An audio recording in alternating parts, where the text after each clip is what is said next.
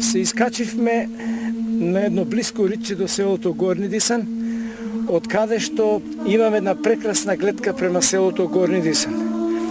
Движејќи се во правецот на север, одвоена на 100 метра од селото, ќе ја забележиме црквата Свети Никола, која што е осамена. Околу неа немаме куќи, но е близу до селската населба.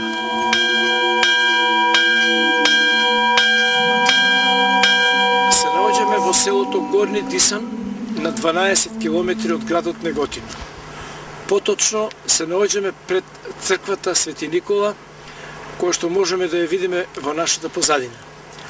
Оваа црква се смета дека е една од најстарите цркви во нашата околија, односно во нашиот крај, затоа што имаме сознание дека потекнува незината градба уште од паганско време пред појавата на христијанството.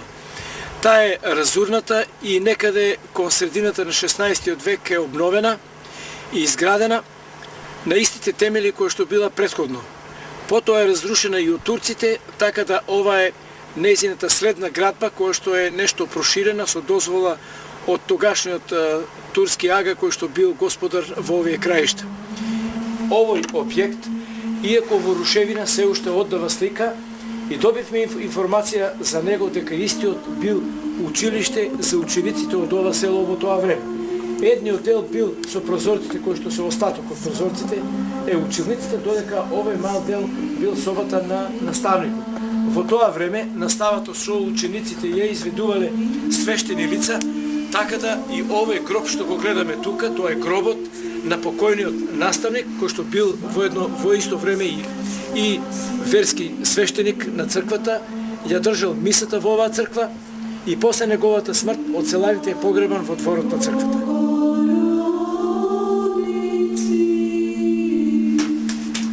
Ова е главниот влез на црквата Свети Никола.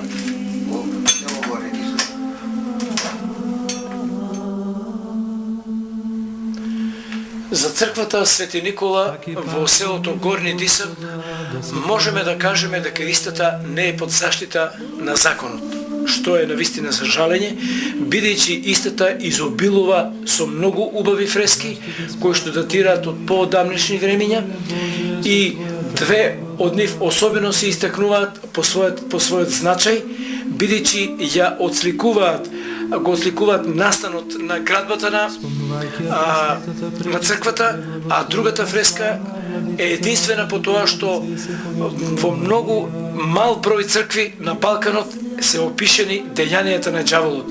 Една од тие цркви е и оваа црква. Со сите свети, самите себе, со друг и сиот на живот, на Христа Бога да го предадеме. Тебе, Господи, зашто Твоја моќта и Твое царството и силата и славата на Отецот и Синот и Светиот Дух сега и секогаш и во сите векови.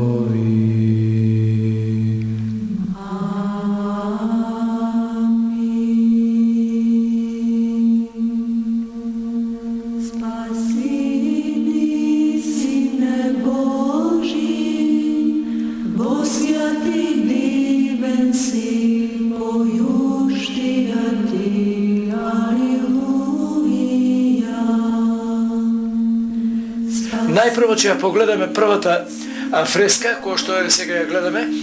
Таа фреска ја кажува историјата на црквата како го добила своето име. Историјатот е следниот. Биле двајца сопружници во позрели години, немале деца. И тие се заветувале пред Бога дека ако добијат дете на 3 години, дека детето ќе го дадат курбан на црквата.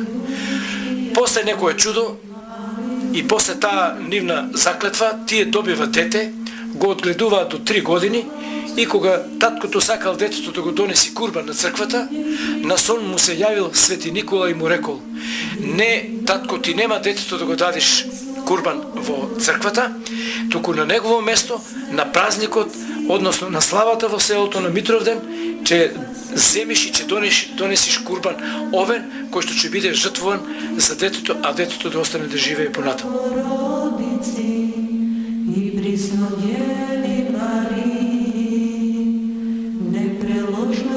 Втората фреска, значајна за овој манастир што пред малку ја спомнавме, е ова фреска во која што е прикажана борбата на доброто и лошото. Доброто го представуваат ангелите кои што можеме да ги видиме со крила и долги копја, а десно од нив може да ги видиме џаволите кои што се представници на злото.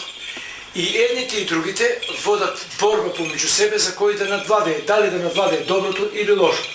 Додека во средината на нив ја гледаме една човечка душа на која што се мери на кантарот. Тој кантар ги мери незините греови и незините добри дела и према тоа че се одели дали че оди во рајот или пеколот.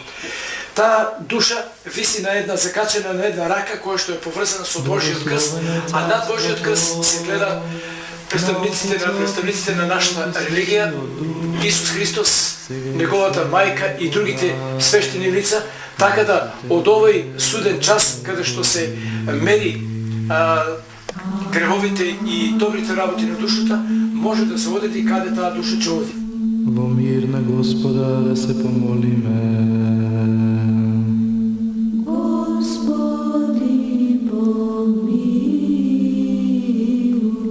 Долниот дел од сликата се гледат казнувањето од џаволите на оние лица кои што дошле во пеколот, какви страшни работи, гледаме повеќе глави ламји, птици кои што ги колват луѓето, потоа се представени колективните грешки, односно грешки на поголема група на луѓе.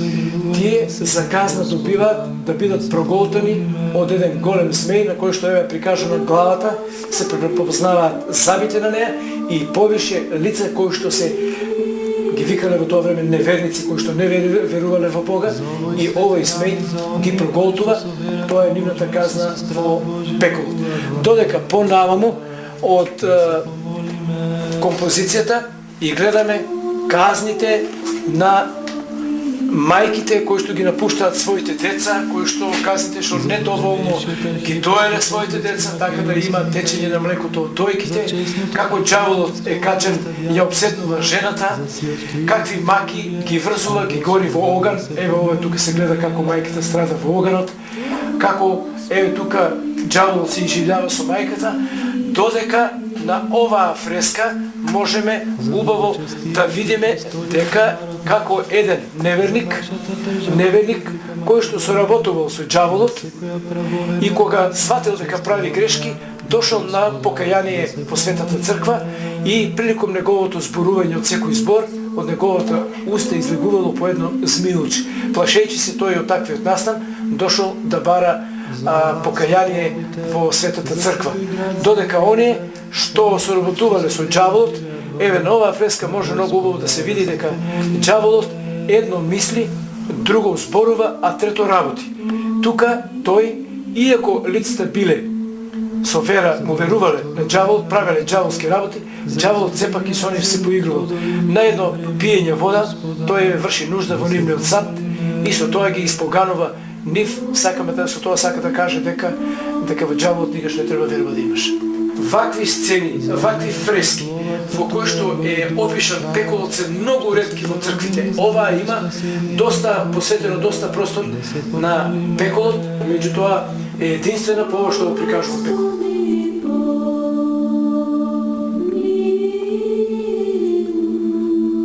Да се избавиме од секаква скрб, гнев и принуда на Господа, да се помолиме.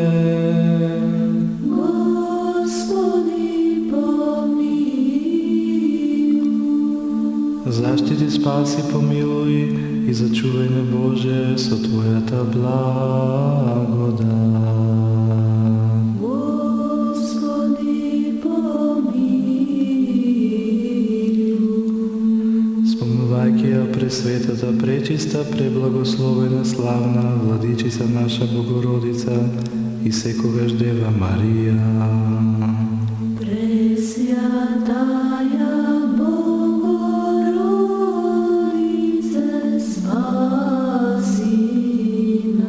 со сите свети и самите себе еден со друг и сиот на живот на Христа Бога да го предадеме.